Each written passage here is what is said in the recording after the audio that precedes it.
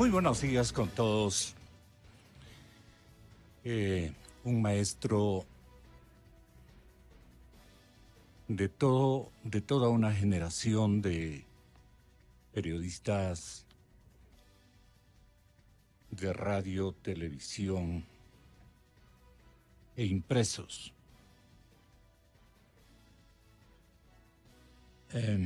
Nos encontramos muy afligidos porque un maestro ha fallecido. Ese maestro, señoras y señores, se llama Jorge Rivadeneira y será desde siempre y hasta siempre nuestro gran referente. Nos duele muchísimo esta separación. En lo personal, lo conozco desde el primer día en que la compañía Anónima El Comercio, sus filiales, La Voz de la Capital, Radio Quito, me acogió en sus filas. Y allí aprendí sabias lecciones de un sinnúmero de maestros periodistas. Recuerdo a César Larrea y indudablemente todos recordamos al Soflaquito que le decíamos, Soflaquito. Su sobrenombre, incluso en sus columnas de estilo irrepetible, en los impresos y en los audiovisuales. Jorge Rivadeneira, maestro de maestros, porque creó a un sinnúmero de atinados redactores, un estilo maravilloso para explicar a la gente en breves líneas lo que él quería trasladar de la realidad nacional e internacional. Basquetbolista también, fue un basquetbolista que la concentración deportiva de Pichincha lo tenía siempre en su lista de privilegio. Y antes de que nos vincule el periodismo, nosotros visitábamos el Coliseo de los Deportes para ver a figuras como el señor Pataliucha Ceballos,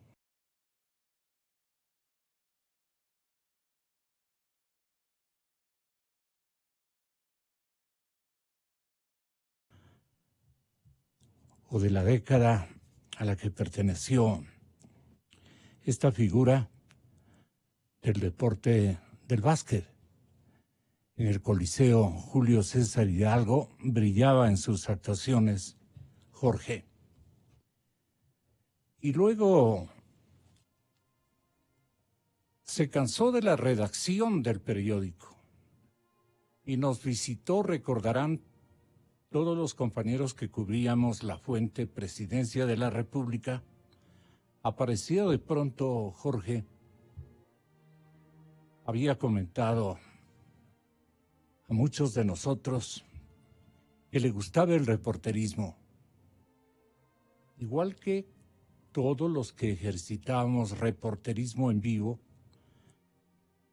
Él se puso también a la cola o en el entorno de los funcionarios, en ese tiempo militares que hacían una gran visita de temporalidad más o menos significativa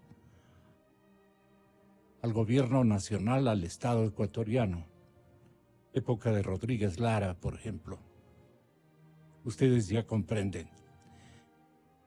Y el modo de ser de él, el cariño que nos imponía y la mística que nos exigía, el ejemplo que nos mostraba todos los días, fue un producto fantástico, especialmente para todos los compañeros que han hecho profesión de la redacción para impresos.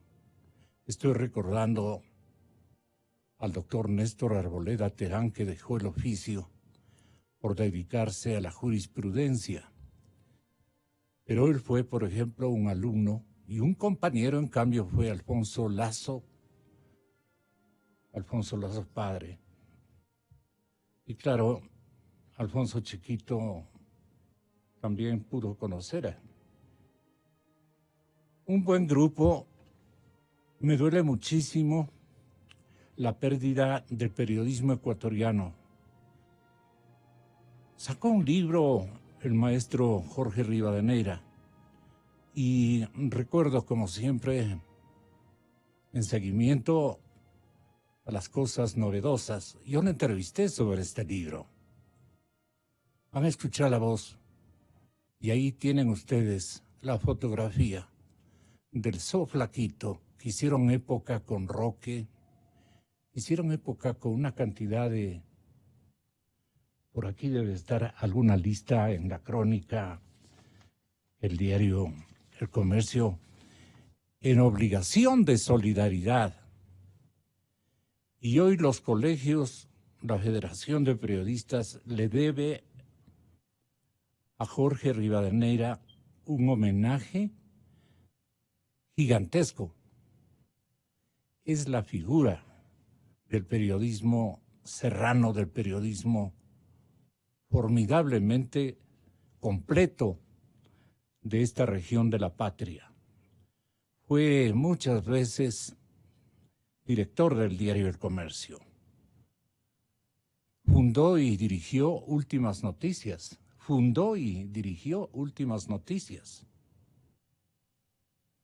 Estoy recordando también a otra figura como Víctor Inostroza. Padre, Víctor Inostroza. Fantásticos periodistas. Con esos maestros, todos nos hicimos periodistas, a Dios gracias, de buena formación y de una mística singular. Jorge Rivadeneira Araujo es el insigne periodista ecuatoriano que murió a las 5 de la mañana de esta víspera, cuando tenía 89 años de edad. 60 de ellos dedicados al periodismo. 60 años, imagínense ustedes. La mayoría ejerció en esta casa editorial, que finalmente fue enajenada, lamentablemente, de los orígenes que nosotros siempre respetamos, los orígenes Mantilla. Y un hijo de esa afición gigantesca a la prensa fue Jorge, el maestro nuestro, especialmente de los periodistas de impresos. Pero conmigo caminaba y yo le seguía a todas partes. Y él me seguía a mí también. Bueno, su avanzada edad complicó su estado de salud. Falleció en un centro asistencial del Valle de los Chillos, en el cantón Rumiñahui.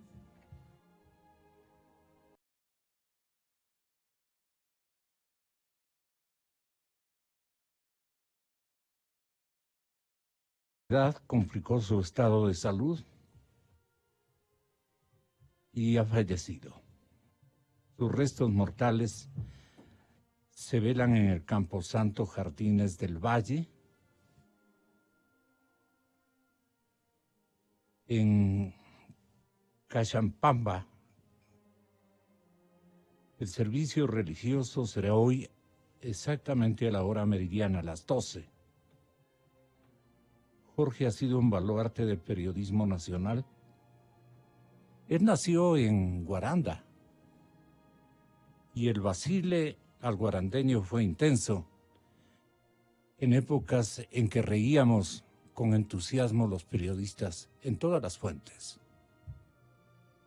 No sé, pero son tiempos, ¿no? que uno recuerda con especial afecto y ciertamente nostalgia. Hoy el periodista es mucho más amigo de la tecnología, fraterno con la tecnología. Allí era el verdadero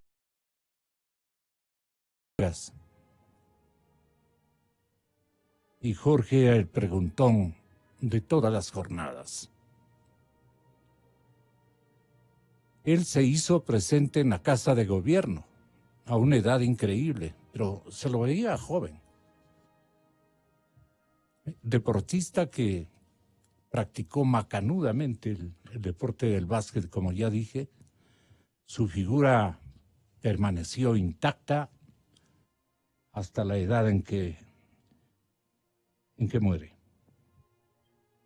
Sus relatos, como dice la redacción quiteña de El Comercio de esta mañana, sus relatos eran coloridos, cargados de humor, hicieron que El Comercio se fijara en él.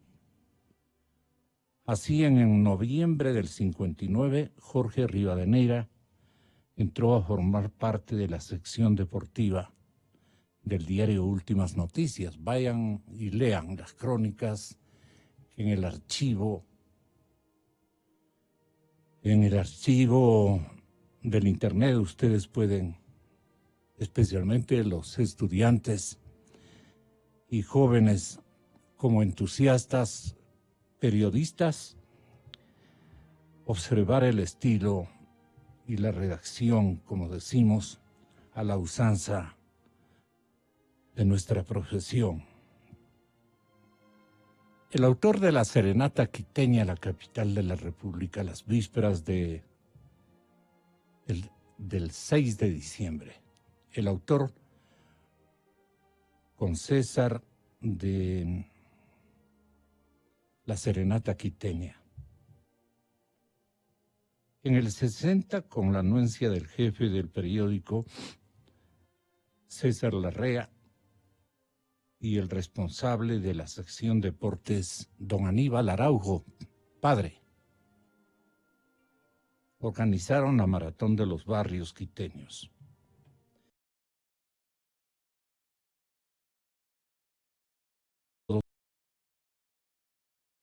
En relevar y recordar el periódico El Comercio.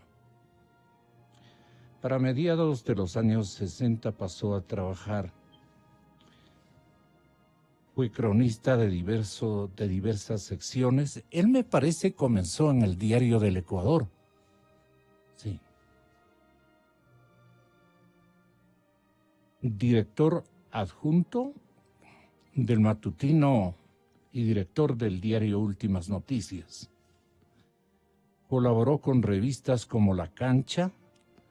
Muchos de los políticos que ahora están en retiro recordarán la revista La Bunga y los colegas periodistas. La Bunga se llamaba. Fantástica publicación. El Duende, a este no lo conocí, pero sí el gran magazine Vistazo. Y con la agencia de noticias United Press, Jorge trabajó en un matrimonio vital para él durante muchísimos años. Para mediados de los 60 pasó a trabajar en El Comercio, que ya lo dijimos, y fue editorialista de El Comercio durante 30 años. En fin, escribió nuevos libros. Les hablaba de una publicación de un libro que él me mostró con un entusiasmo, porque aludíamos a su vida y él contaba la suya. Este libro también vale reeditarlo, compañeros que dirigen los gremios periodísticos, para las nuevas generaciones de comunicadores, 3 de las cuales nos están escuchando. La catedrática y periodista Saudia Leboyer, la ex asambleísta Anita Galarza, que acaba de ingresar a nuestros estudios, una política de ajuste de la provincia del Tungurahua, muy conocida por todas las generaciones de ecuatorianos que asistimos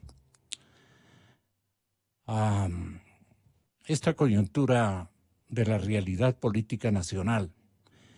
En Guayaquil, la hija del primer mandatario que tanto respetamos, don Jaime Roldós, la economista Marta Roldós, que nos está escuchando en el puerto principal. Marta, ¿te acuerdas de el gran periodista ecuatoriano, que seguramente tu padre, el desaparecido presidente, recordaba mucho de el so flaquito, Jorge Rivadeneira? No sé si me está escuchando. ¿Marta? Un ratito, dice Marta. Pero aquí está también Saudia Leboyer, a quienes saludamos cordialmente. Gonzalo, buenos días. Anita y Marta, buenos días. Buenos días, Anita. Buenos días, Gonzalito. Buenos días, Saudia. Buenos días, Marta, y a todos.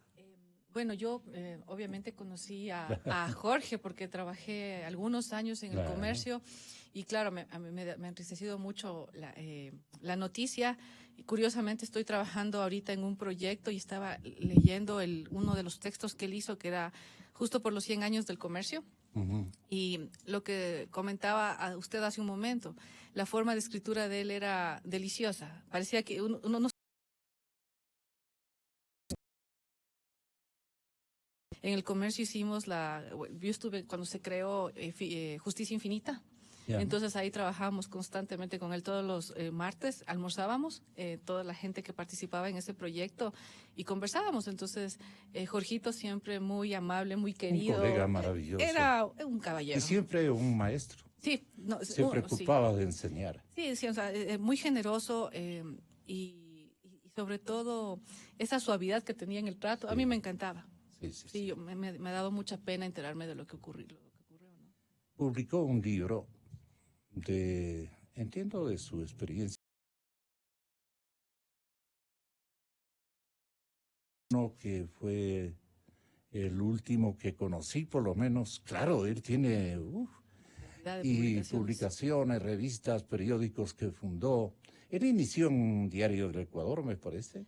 No sé, o sea, lo que pasa es que yo lo conozco en el 94. Es que yo soy más viejito que usted. Sí. Pues, yo entré en el 94 a la prensa, cuando fui al comercio, en realidad, porque yo estaba en la prensa. Ahí lo conocí y sobre todo cuando pasé a ser editora, porque pasaba un poquito más de tiempo en la redacción. Cuando uno es reportero, a uno casi el guardia le dice, ¿y usted quién es? Porque nunca está en la redacción. Sí, es un visitante esporádico. Y Jorgito se las movía. Imagínense ustedes, distinguidas damas, querendones al periodismo, maestros que nos están escuchando del periodismo en todas partes del Ecuador y del mundo.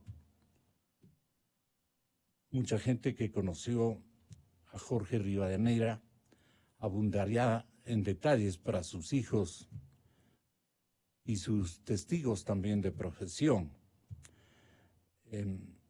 Él vino a asomar un día en la fuente Presidencia de la República y era una figura respetable, respetabilísima ya de la prensa escrita. Había ocupado ya la dirección del comercio, manejó y creó Últimas Noticias, hizo un entorno de compañeros gigantesco con los nombres más significativos que recuerdan mi memoria, de también mis maestros, ¿no? A los que hubo que uno imitar en méritos y también, usted me dirá en defectos, porque le estoy viendo, Anita, en defectos. Los defectos de los periodísticos es nuestra pasión, nuestra pasión por la profesión. Es lindo. Y yo lo entrevisté respecto de ese libro. Mi compañero Milton encontró esa grabación. Esto fue hace, es igual, 2006. Ah, qué buena nota. 2006. El nombre del libro no nos acordamos. Son los 100 años del comercio. Ah, los 100 años Claro. del comercio.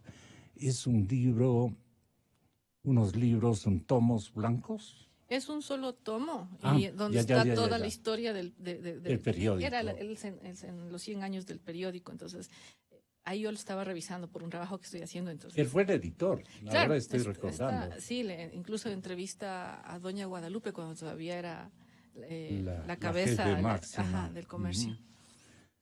Sí, y siempre todos nos arrimamos al buen árbol. ¿Qué nos dijo Jorge en esa oportunidad? Yo ingresé al comercio, al periodismo. Voy a cumplir 50 años el 1 de octubre. Vea, se ha dado la casualidad. El 1 de octubre del año 1956 ingresé al Diario del Ecuador, que ya nadie recuerda, pero que en su tiempo tuvo un sitio en la trayectoria posterior al Sol. Ingresé en una época al Diario del Ecuador en el 56 y en el 1959, ya van a ser 47 años, pasé al comercio y pasé en una etapa singular cuando todos los periódicos estaban muriendo. Se había muerto el Sol, ya estaba en la agonía el periódico en que yo trabajaba, el Diario del Ecuador, se había muerto el famoso Día, y en esos días llegué al comercio pues con un suspiro de alivio de que ingresaba a una gran y sólida empresa. Y he estado pues ¿Cuánto tiempo has estado en el comercio? Voy a cumplir 47 años. Soy, por si acasito, el empleado más antiguo de la planta y el más veteranito también, pero felizmente creo que la suerte, mi afición al deporte, ha determinado que felizmente he llegado al aniversario y al lanzamiento del libro en muy buen estado de salud y de ánimo. Así lo vemos permanentemente para nuestro contento, Jorge. Y con gran entusiasmo y ahora con la gran satisfacción de que ha llegado el momento luego de largos años, porque también hemos con las dudas, con la echada al basurero de la primera edición, con todo ya ha pasado el tiempo, pero creo que sí es un libro muy atractivo que retrata con bastante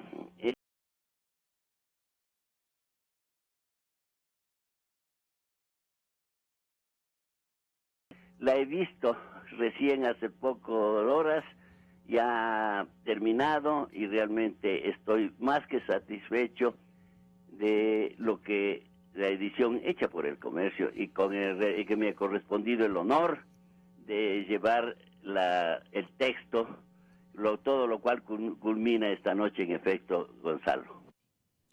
Respetuoso y sencillo, humanamente formidable, un gran compañero, un gran maestro, más que todo, para los que nos beneficiamos a través de una amistad que nos fusionó en el intento de ser comunicadores.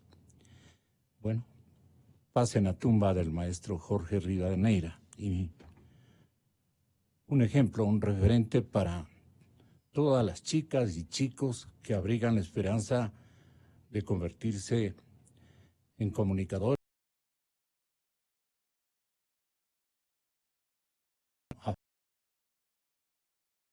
Le debe rendir honores. Es un verdadero maestro del periodismo, un maestro de maestros, porque recuerdo a muchos maestros.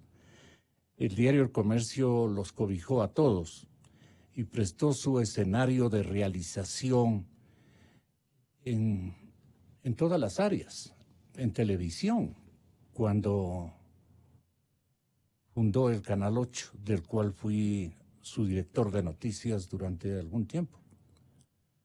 Y fundó, obviamente, Radio Quito,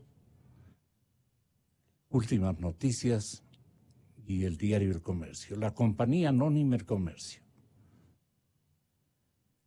Fantástica iniciativa que dirigió Guadalupe,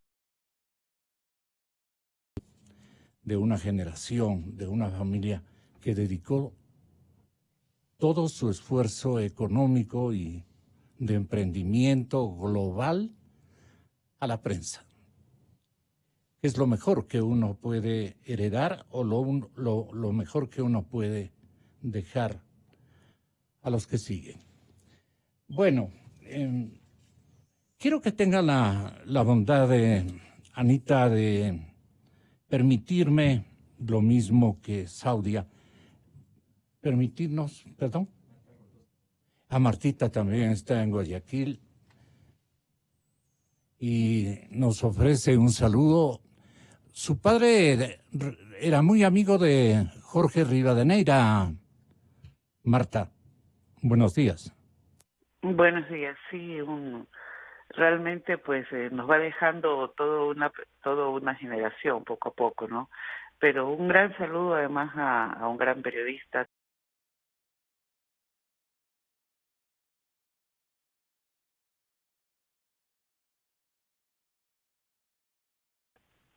Bueno, aquí dice, y escogía justamente ayer, antes de conocer de una decisión que yo no la tengo actualizada, una potencial decisión de Diana Salazar, ustedes la conocían, apareció en no sé si un rumor que se asentó Anita Saudia en horas de la noche, en crónicas ligeras, en tweets, y se la valoró. Pero hubieron testigos de que afirman que Diana Salazar había sido objeto de una designación especial de parte del gobierno del presidente Moreno. Y claro, pensábamos nosotros de que la conversión de lo que es ahora hacia, no sé dónde sea la sede de La Haya, me parece. Algo así, vi algo en un Sí, Twitter. es un Twitter. Y yo estaba escogiendo unos temas justamente para las tres damas que están participando en este programa. Y como me dice Anita Galarza y también Saudia que tienen que irse, yo me tomé este tiempo en homenaje a rendir pleitesía a esta figura y a este maestro del periodismo ecuatoriano. Pero en todo caso, señoras y señores, vamos a analizar esta otra temática. Yo había estado escogiendo un sinnúmero de temas, como este que dice que narcos ya no ven a Ecuador solo como un país de tránsito, a ver qué opinan las damas ecuatorianas, la mujer ecuatoriana, porque están entre una trilogía de valores. Afirmaban los periódicos de estos últimos días, prácticamente de esta víspera, que hay un deterioro del empleo que ha afectado más a las mujeres. Me parece también irse. Pancho Huerta, a quien saludamos cordialmente en la ciudad de Guayaquil, alude al cálculo político, que solo el cálculo político pesa en las decisiones de buena parte de los gendarmes de nuestra política. Tan grande es la inseguridad de los resultados de las elecciones por venir que se quiere mantener una maquinaria de control electoral, esto para los políticos, que incluso podría llegar a realizar hasta un fraude para garantizar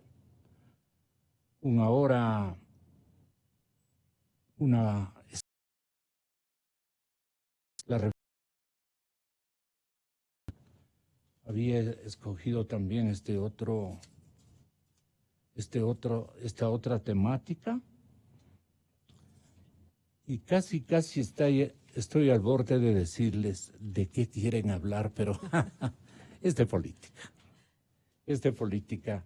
Hay tantas cosas que decir de política, de problemas socioeconómicos, del cálculo político y claro, de deshojar margaritas también hacia la presidencia de la República. ¿Qué nota usted en esa apetencia a la primera magistratura del país? Anita Galarza, bienvenida, buenos días. Buenos días, Gonzalito. Muchísimas gracias por la invitación. Saudia, un gusto compartir este panel contigo. Un saludo a la distancia, estimada Marta. Siempre será un placer dialogar junto a ti y, por supuesto, un saludo muy cariñoso a todos quienes nos están acompañando en esta mañana. Existe una incertidumbre dentro de la vorágine política por conocer quién será el nuevo primer mandatario de nuestro país en el año 2021. El tablero político se ve muy movido. Vemos que en las tendencias ideológicas, la ideología de derecha se está fraccionando, cada vez más presentando más precandidatos a la presidencia. Por el otro lado, la extrema izquierda, que al parecer es un poco más organizada, un poco más orgánica, conoce que obviamente si es que se fraccionan, las posibilidades se disminuyen. Me parece a mí también que el anterior gobierno se encuentra en un momento político que no es desfavorable del todo, porque ya que le dejó en malas condiciones económicas al actual gobierno, ellos sabían que iba a ser muy difícil que pueda seguir manteniendo esa vara tan alta en lo que es materia de obra pública, por ejemplo, que no podemos desconocer. Existamos decir que fue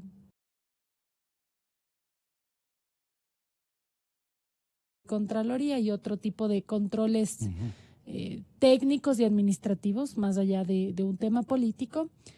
Pero claro, este gobierno, al no tener los suficientes recursos, no ha podido mantener ese ritmo y la gente empieza a comparar. Y vemos que en un porcentaje de la población se escucha la frase de puede ser que hayan robado, pero hacían obras.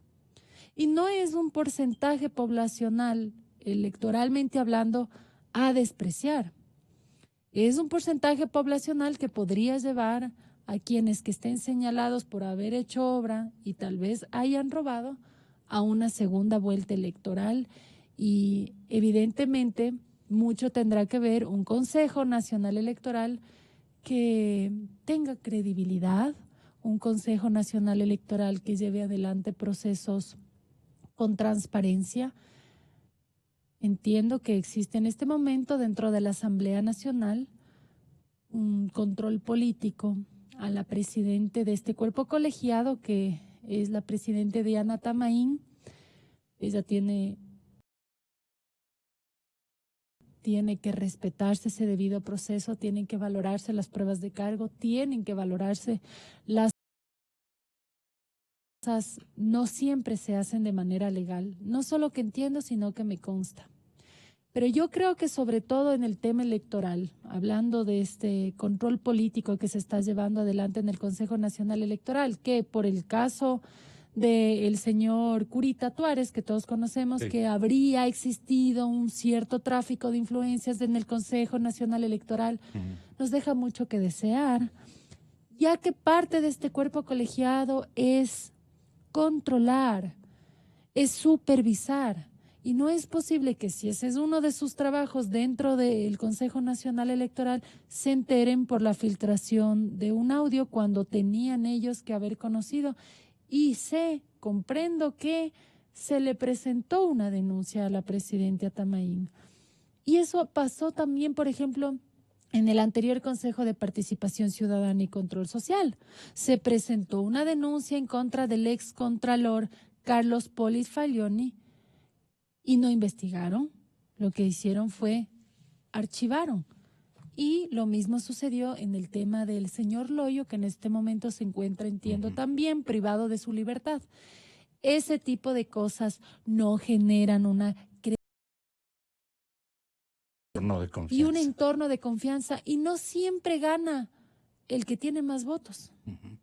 A veces gana las personas por quienes por quienes cuentan los votos.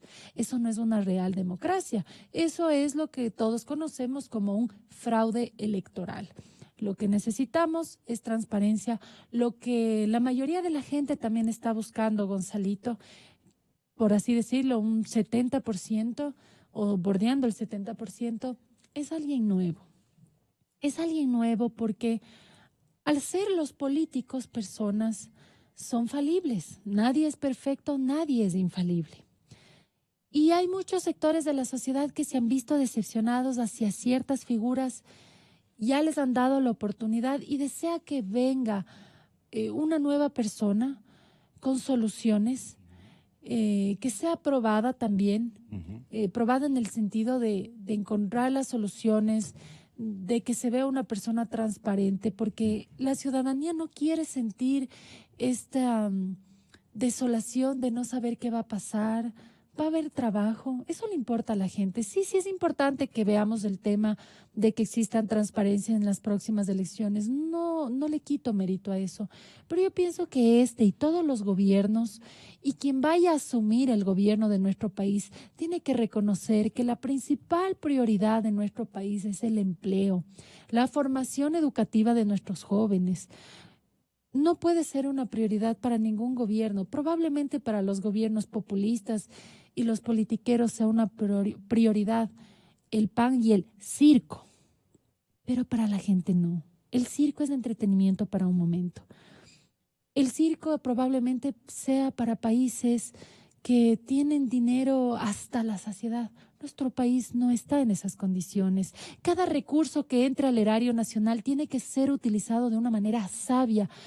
Hay adultos mayores que están falleciendo sin ver un solo centavo de su bono de incentivo jubilar. A mí me rompe el corazón. Tengo abuelitas muy amadas y me pongo en el lugar de ellos. Ser jóvenes no tiene que ponernos ajenos a una situación que probablemente a la vuelta de la esquina le estaríamos viviendo. Tenemos que luchar siempre por los derechos de los sectores más vulnerables, sectores que han sido invisibilizados. Me rompe el corazón ver que se hagan huelgas de hambre o que se esté mendigando un derecho constitucional de hombres y mujeres que nos formaron, que trabajaron toda su vida, que gracias a ellos somos quienes somos y que tienen todo el derecho de no pasar ningún tipo de necesidad y de poder disfrutar de sus años dorados. Eso es una prioridad. Una prioridad es el empleo, un empleo pleno, donde al menos se gane el salario básico unificado, donde se pueda tener una afiliación al Instituto Ecuatoriano de Seguridad Social para poder después tener un acceso a una jubilación. Si obviamente dentro del Instituto Ecuatoriano de Seguridad Social se manejan de manera adecuada y propia los fondos, para que después no nos vengan a decir, sí, saben que el fondo de pensiones no da más y no vamos a poder pagarles, y que después también se viva en un futuro lo que en este momento ya se está viviendo con el bono de incentivo jubilar de la transitoria 21ª de la Constitución. Eso tiene que tomar en cuenta la persona que quiera asumir la responsabilidad, porque más allá del orgullo de portar una cinta que diga presidente constitucional de la República, saber que está asumiendo el mando, la dirección de un país que no se encuentra en las mejores condiciones económicas.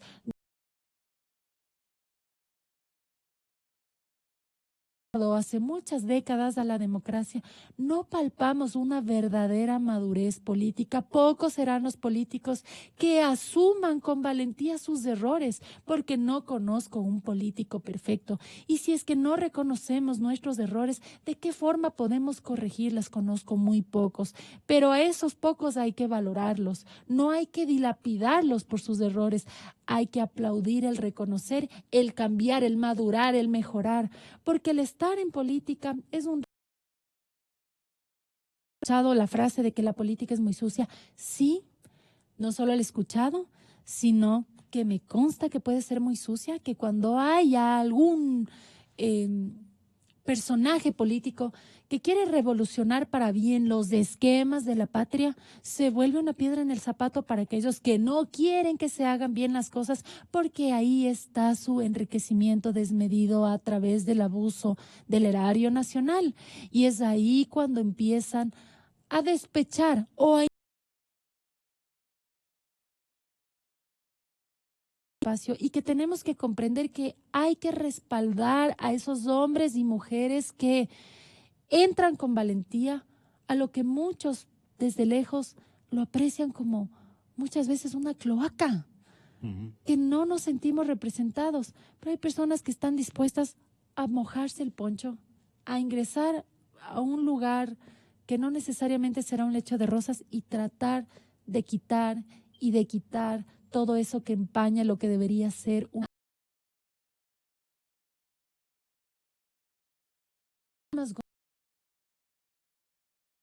y todos quienes nos están acompañando, que tienen mucho para aportar al país, pero que regresan a ver a su familia y dicen, ¿será que vale la pena que entre a luchar por mi país para que después me dilapiden, me persigan?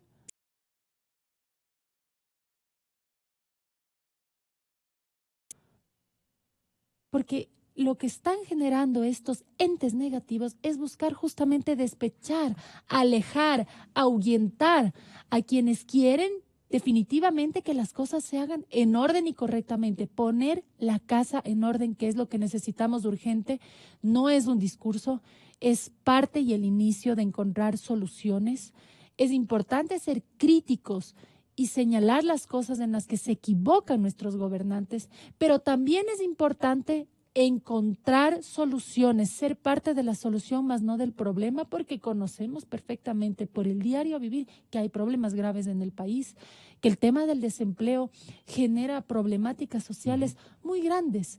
Cuando el amor estaba dentro del hogar y vio entrar a la necesidad por la puerta, muchas veces sale por la ventana por el estrés que eso genera. Una persona estresada empieza a tener ciertas reacciones, empiezan a haber disputas familiares, pueden llegar incluso al divorcio, que no será ni el primero ni el último, pero que no es lo deseable dentro de nuestra sociedad, porque muchos hogares tienen hijos y los hijos, al verse en todo este ambiente, buscan salidas, se incluyen en ámbitos que no son los que les llevan a un desarrollo social, académico adecuado, y vamos involucionando como sociedad, no estamos dando pasos hacia adelante. Y una invitación a que no nos vamos a los extremos de soy derecha, soy izquierda, no nos vayamos a los lados, vayamos hacia el frente, caminemos hacia el futuro, hacia adelante. Estamos identificados con buena parte de sus acertos. Yo me siento plenamente representado en ese discurso.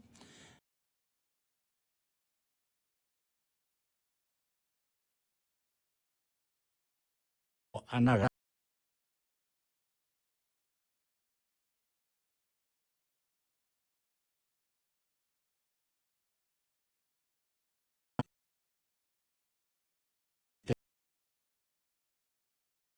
y de no dejarnos envolver por una coyuntura que puede llevarnos a cumplir consignas de otro origen y de otras latitudes, muy peligrosas. Las personas que están ejerciendo, por ejemplo, este momento las funciones de jueces electorales, no ameritan o no merecen nuestra confianza, así de simple. Y creo que en esa discordia nos encontramos todos, salvo lo que ustedes opinen, de hablar sin sus preocupaciones. Bueno, antes que nada un saludo para usted, para Saudia, para Ana. Yo creo que hay varias cosas que ya tocó, ¿no? Un poco cuál es la situación actual, y a veces nos preocupamos mucho por el futuro, incluso por el futuro inmediato, y descuidamos también el presente. Y hay que vivir, hay que tener una mira al futuro, pero hay que vivir el presente, ¿no? Y el presente es un presente con una situación laboral compleja. Y sobre todo lo refiero porque de esa situación laboral compleja significa una pérdida de independencia de la ciudadanía, de la gente en cómo sostenerse, y a veces una dependencia para varios temas de un Estado que tampoco está allí para la gente, ¿no? Por diversas razones, sobre todo por la gran crisis económica. Y entonces yo quería primero reflexionar cómo veníamos acá. Decían que se hace la comparación de que antes hubo obra, ahora ya no hay obra, que se dice que quizá hubo corrupción. No, no, no. Lo que hubo fue una corrupción monumental, inédita en la historia del Ecuador, porque no es que no haya habido corrupción, pero en los volúmenes, que ya hasta instituciones internacionales evalúan que la pérdida para el Estado fue de alrededor de 70.000 millones de dólares, si lo ponemos en cifras. Estamos hablando de una corrupción monumental, porque pensemos que a veces cada año está desesperado el gobierno por buscar 1.000 millones aquí.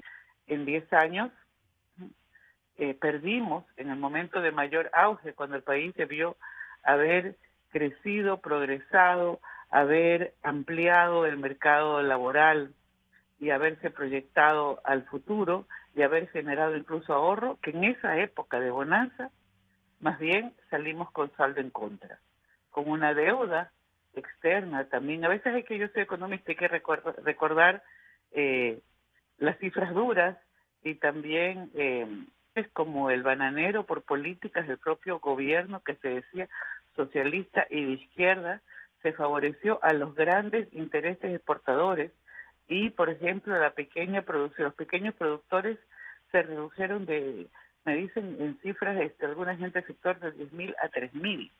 Entonces, vimos cómo justamente fueron los pequeños y medianos emprendimientos, que son los que generan más empleo, sufrieron mucho durante el correato, ¿no?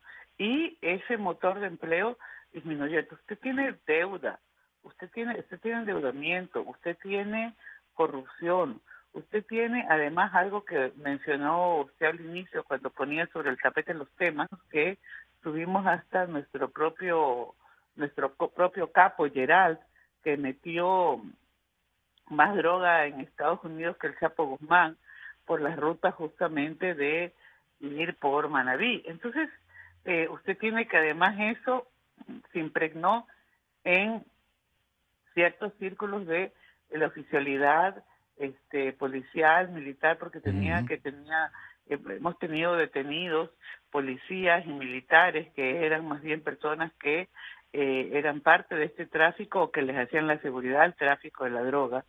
Y entonces vemos un escenario y además un escenario de absoluta pérdida de libertades y de dominación de la justicia. Yo no creo que sea el momento de caer un poco en el discurso del correísmo, de pensar un poco como tenue lo que pasó. No, lo que pasó en la década fue gravísimo. Ecuador dejó de ser un Estado en un régimen democrático, ¿no? Se perseguía a la prensa. La práctica era que el que denunciaba era el que iba preso o el que iba a ser perseguido. Y entonces, detrás de eso, tenemos además un gobierno que es el de Lenín Moreno, que su problema para mí grave ha sido no asumir que es un gobierno de transición. Debieron haber asumido, al principio pareció que lo estaban asumiendo cuando llamaron a la consulta precisamente que nos dio el Consejo de Participación Ciudadana y Control Social. No tendríamos Diana Salazar a las denuncias documentadas que se presentaba por parte de la prensa ecuatoriana, y por fin ha tomado varios casos, han abierto casos. Está el caso Arroz Verde, que ya está siendo, mañana ya es la audiencia. Está el caso Singue, el Jorge Glass también está preso por el tema de los sobornos. Entonces, todo esto era impensable durante el correísmo. Lamentablemente, que no se lleva a cabo o que no se llevó a cabo a fondo y que todavía sigue sin llevarse a cabo a fondo, porque además hay todavía muchos rezagos de figuras del correísmo que siguen siendo o que son parte del gobierno actual de Lenín Moreno. Entonces uno siente como que no termina de haber toda la transparencia que uno quisiera, pero tampoco se puede negar estos avances, estos logros que nos permiten ver que no es que se dice que hay corrupción, y que cuando hablamos de que habían obras, y me refiero, ayer quiero felicitar a Juan Carlos Calderón, que tuvo el premio de la UNP, el premio Eugenio Espejo, muy merecido, también a mis compañeros, a Cristian Zurita, a Fernando Villavicencio, a Cristina Solorza, ¿no?, por la investigación, tiempos adversos para la prensa, y ahí un honor más al periodista recién fallecido, todos estos periodistas que se jugaron en tiempos adversos para la prensa, los que mantenían con mucho riesgo personal y para sus medios vivos estos temas, y allí con Juan Carlos Calderón hicimos una investigación que se llamaba Pero tenemos carreteras, donde comprobamos cómo era el sobrecosto en carreteras. Después llegó Arroz Verde y vimos el otro lado de ese sobrecosto. Ese sobrecosto no era gratuito, sino que estaba mediado por las coimas que les daban a los funcionarios. Y entonces es digamos, un trabajo redondo. Y cuando hablamos de hacían carreteras, sí, pero hacían carreteras que costaban $19 millones el kilómetro, como la vía Collas, mientras que un kilómetro en Europa cuesta $170,000. O para decir, bueno, Collas tiene las temas de los relaves, acá en los ríos, el anillo vial de Quevedo, $6 millones. Y así usted vaya nombrando las carreteras del país. Entonces, ¿cuánto de sobrecosto tuvo esa obra? ¿Cuánto de esa corrupción vinculada a esas obras? Y estamos hablando de Coca-Cola Sinclair, estamos hablando de la mayor parte de las inexistentes refinerías, de la inexistente refinería del Pacífico, la inconclusa refinería, remodelación de la refinería de Esmeraldas, además con mega sobreprecios, Odebrecht está en la sopa, además de los actores locales, además de el uso de recursos públicos, por ejemplo, para espionaje de ciudadanos que estaban investigando, y todo esto, además, toda esta plata dedicada a investigar y perseguir periodistas, activistas, dirigentes indígenas, mientras crecía el monstruo del narcotráfico y las estructuras del narcotráfico permeaban el país. Entonces, creo que cuando hablemos de lo que fue la década pasada, tenemos que tener la radiografía muy clara, ¿no? El problema con el gobierno de Lenín Moreno no es que ya no sean, o que le hayan dado la espalda a correístas, sino a los correístas, sino las líneas de continuidad que todavía se mantienen de esa década.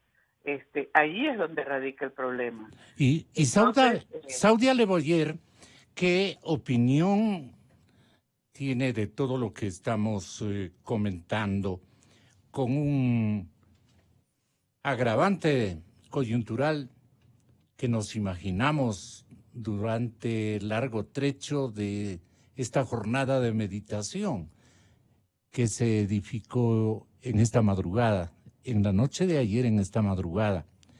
Pensábamos nosotros de que la advertencia a través de un Twitter de Jorge Rodríguez, el expresidente de la Comisión Anticorrupción,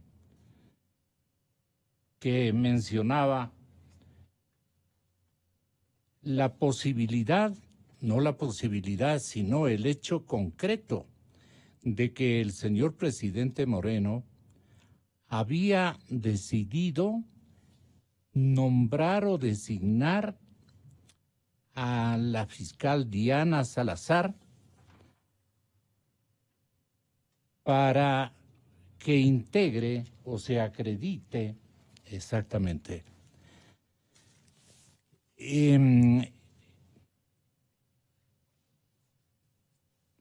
se acredite ante la Corte Permanente de Arbitraje de La Haya. La actual fiscal general del Estado, Diana Salazar, es una de las 4 juristas que el Ministerio de Arbitraje concede en La Haya. Conceden allá en La Haya. Esto queda en Países Bajos. El resto de árbitros que integran esta instancia internacional son Carlos Estarelas Velázquez, Recuerdo a su señor padre, el doctor Carlos Estarelas Merino, exministro de Gobierno. No es de su tiempo. Yo sí lo recuerdo. Gonzalo Salvador Holguín y José María Pérez Nelson. La notificación de la Corte Permanente dirigida al Estado ecuatoriano arribaron por el lapso de 6 años. Los miembros de la Corte son potencialmente árbitros designados por los Estados miembros.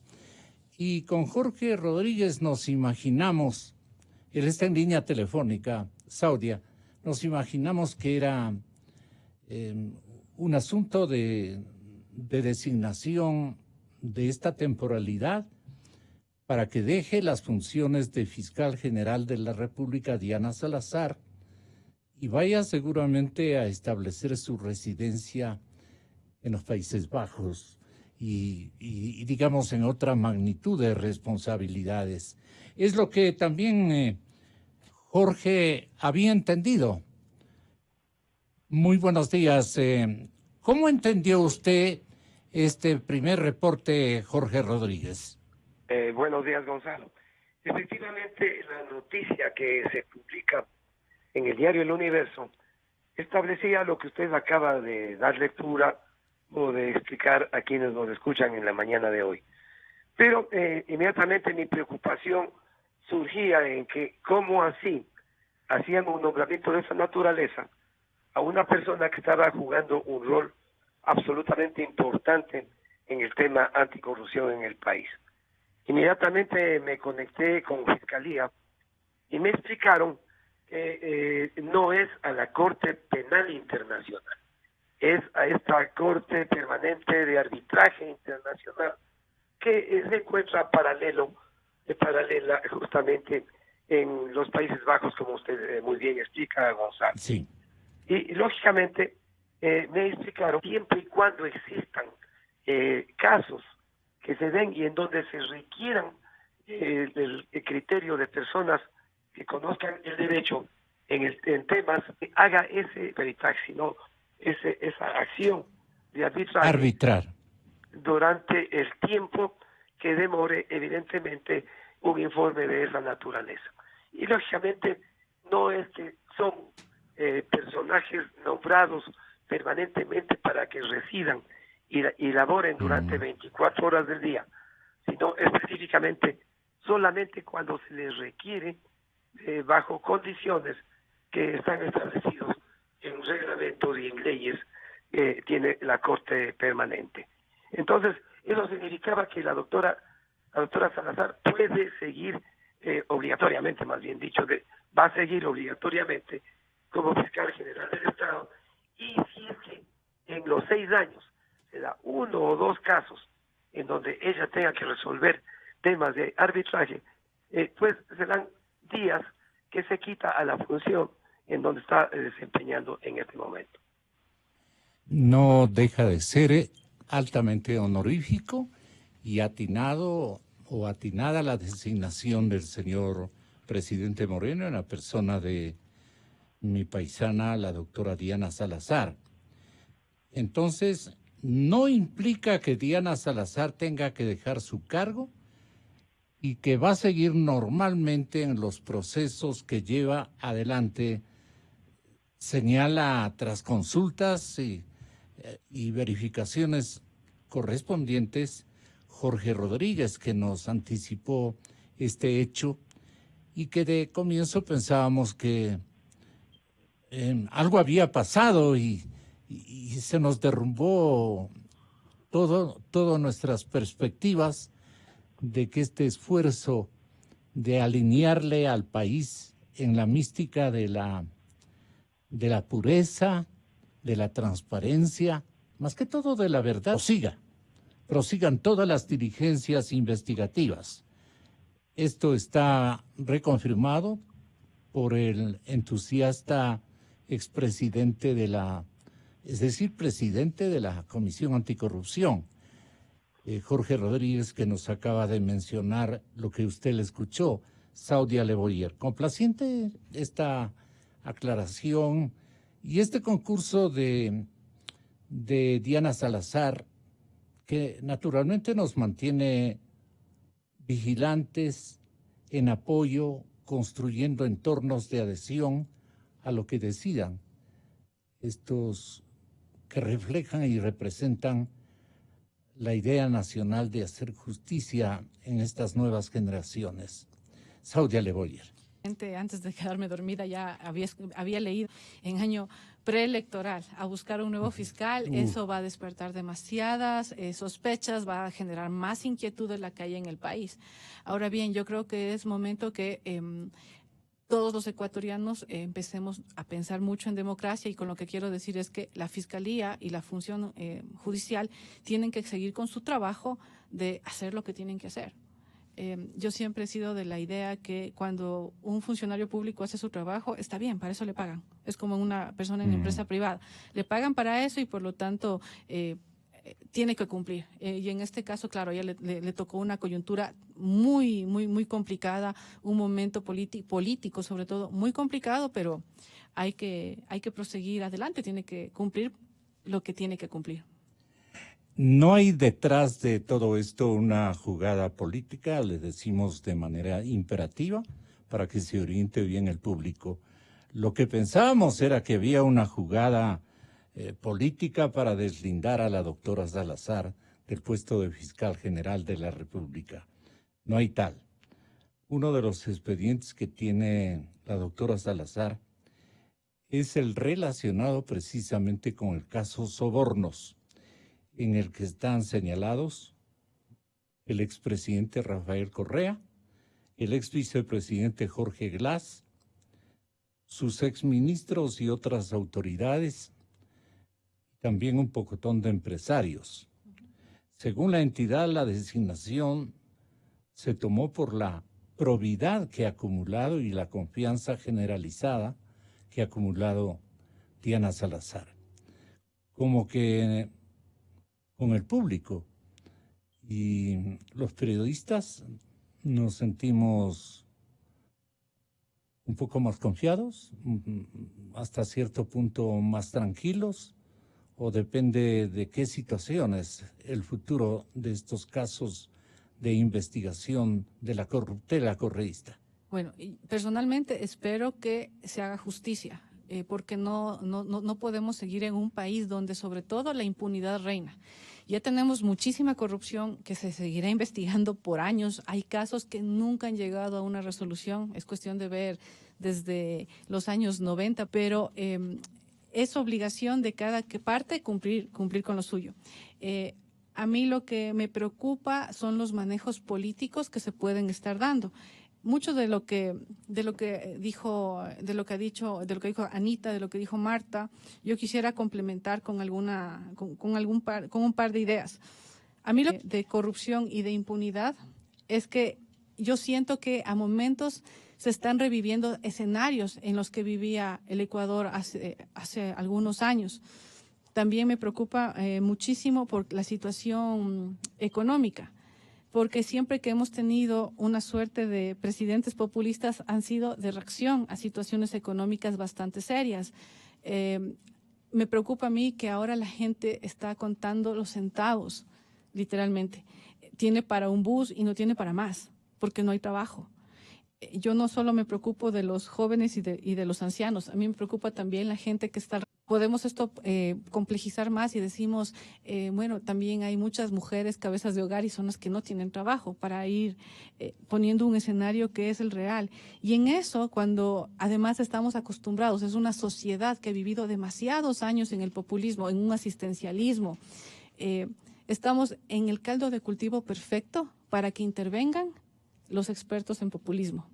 Por eso les digo, son escenarios que yo les veo con ciertas similitudes. 1997, no tengo que recordar mucho. 2007, ¿qué nos pasó? Veníamos justo de todo lo que nos pasó la década anterior.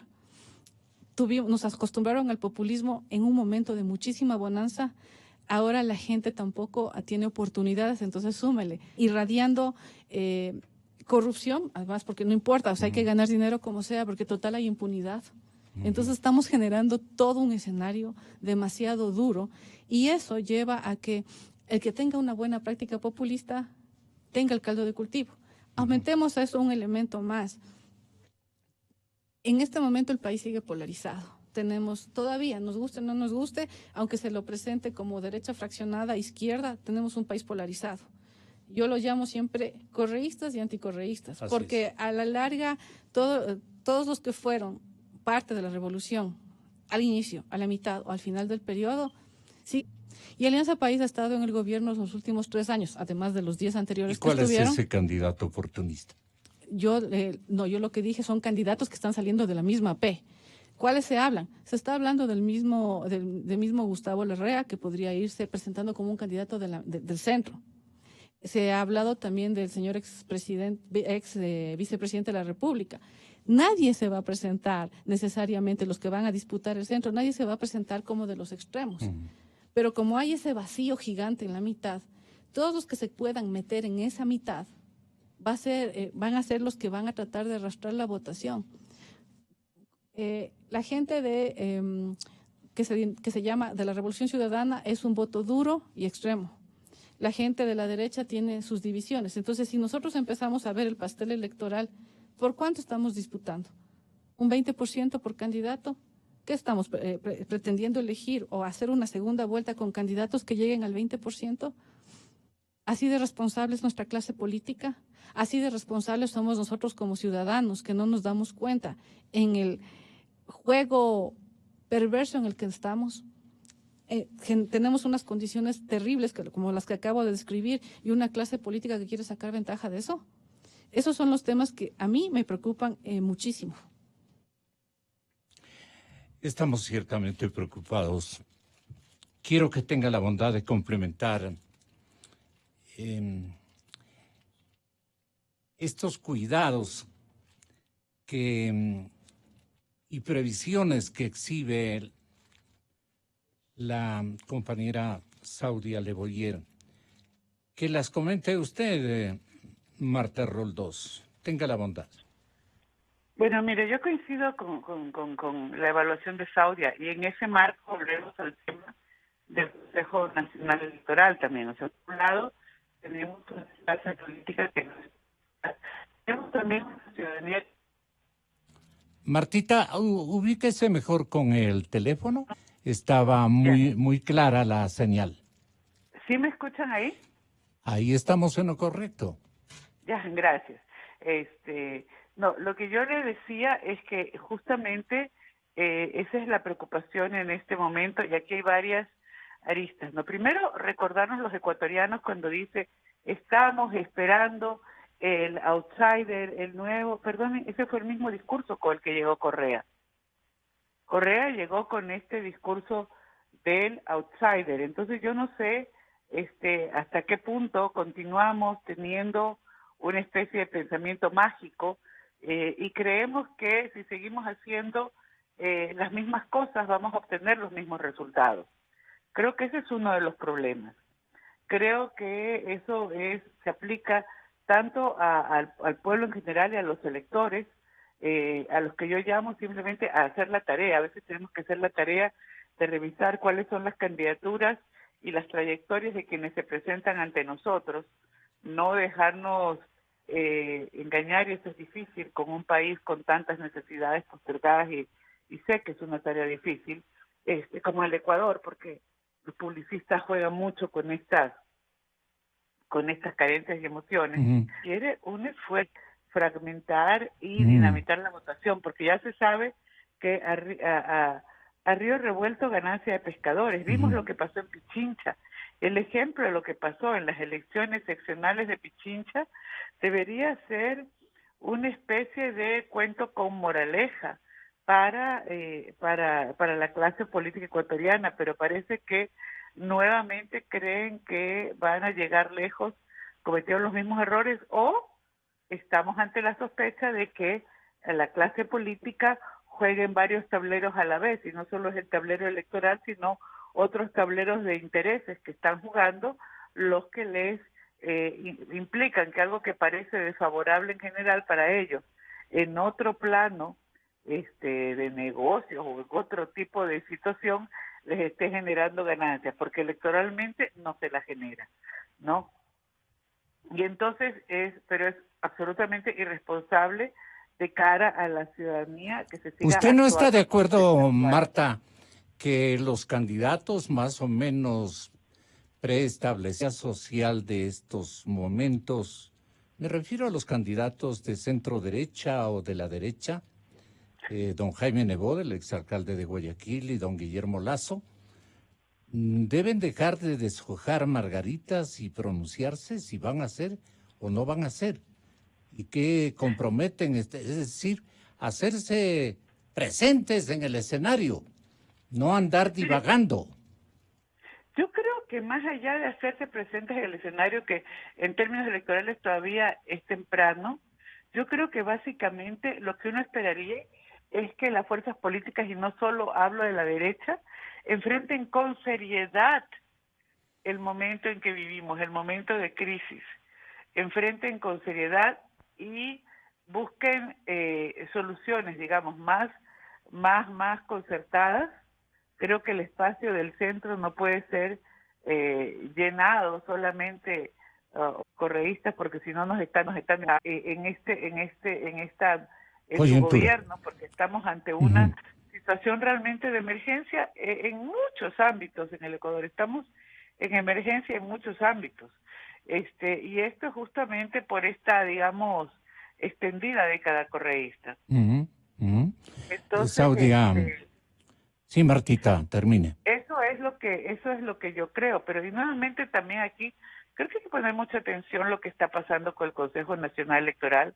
Me parece penoso y vergonzoso. Sí. No solamente el tema del señor Loyo, sino el tema del informe que hizo el Consejo Nacional Electoral. Y aquí quiero responsabilizar al grupo de mayoría, porque obviamente otra fue la actuación del doctor Verdesotti Pita, pero sobre el tema de los aportes ilegales a campaña. En ese sentido, con el tema de Arroz Verde, la señora Atamaín actuó como los anteriores consejos electorales, haciéndose de la vista gorda ante las terribles por Alianza País. Ya estamos hablando de sobornos y de financiamientos no declarados, y la teoría, la realidad y todo, y realmente hace que esto, más el tema Yas Unidos, más el tema de la corrupción, más el tema, justamente algunos temas de manejo de las elecciones seccionales, hagan que su papel haya sido realmente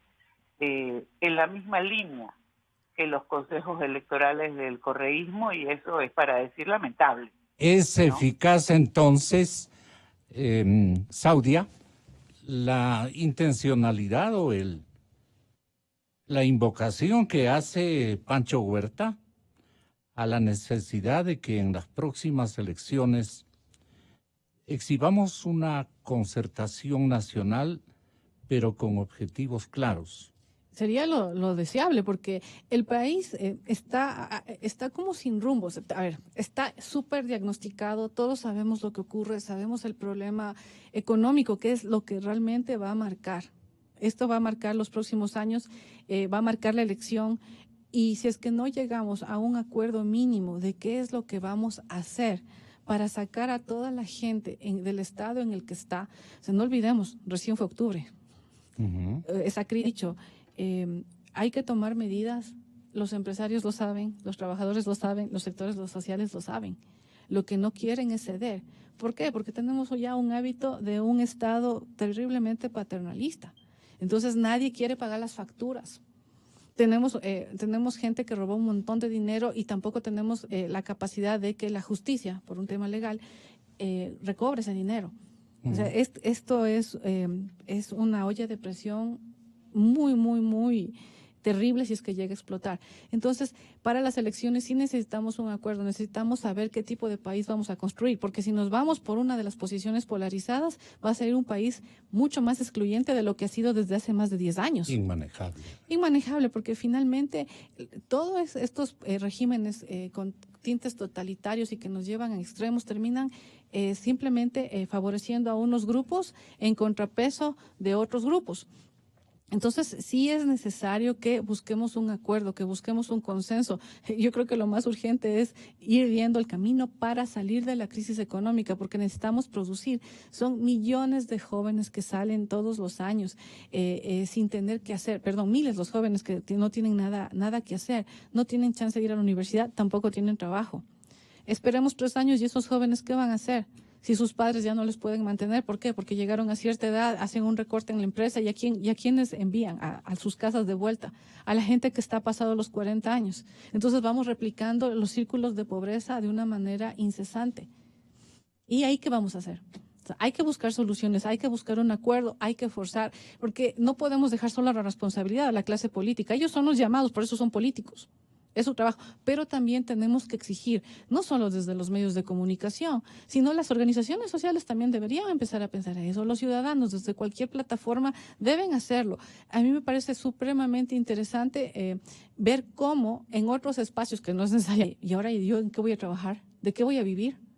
Tienen que hacerse esas preguntas, porque no todos van a poder salir a trabajar en el exterior. Hay los que tienen dinero o tienen la posibilidad, es lo que van a decir, bueno, me voy y trato en otro país, pero la mayoría se tiene que quedar aquí. ¿Y dónde hacemos cama para tanta gente?